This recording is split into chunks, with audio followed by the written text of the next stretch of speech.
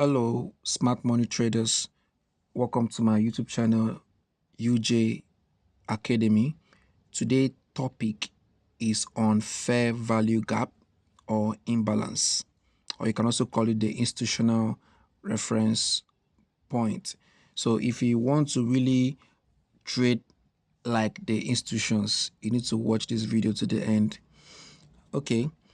I'm promising you three things in this video. First things I'm promising you is that after the end of this video, you understand what it's fair. You have a clear understanding of fair value gap. Secondly, you also know how to apply a fair value gap in your life chart. Thirdly, you also know how to use it.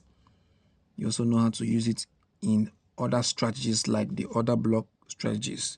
Okay, without saying much, let's quickly dive into the lecture of today. There are two types of fair value gap. We have the bearish fair value gap. We have the bullish fair value gap. I believe by now you should have known the terminologies of bearish and bullish. Bearish means a downward trend, or you can call it sell. The bullish means the upward trend, or you can call it a buy. So if you check my screen below, I have four examples of fair value gap. I have four examples of fair value gap. The first example is this example here. You have three candles that printed in an upward trend. 1, 2, 3. And after this candle printed, if you notice very well, it is only the first and the second candle that mitigated. The word mitigation means touch. You can use the word, you can call it touch, you can call it connect.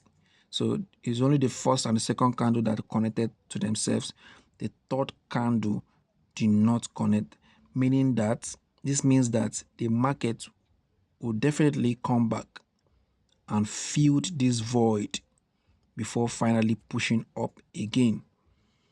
So in the second example is showing three candles as well, and in the three candles, the three candles are touching themselves. They are weak at touching themselves. So it can either be weak or the body. So whichever one. So now this is not a fair value gap. The second explanation is not a fair value gap because there is no imbalance. There is no imbalance in between these three candles. The first example I gave you is a perfect example of a fair value gap because there is an imbalance. There is an imbalance. So this is for a bullish trend. Let me show you the bearish trend.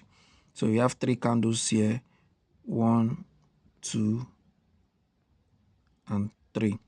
And if you check very well, it's only the first and the second candle are actually connecting to themselves. The third candle is not connecting to itself, so which means that this is a perfect fair value gap. The third one is this. You have the first candle, the second candle, and the third candle is still not yet connecting to themselves. So even this third candle is not a perfect fair value gap. It's not a perfect fair value gap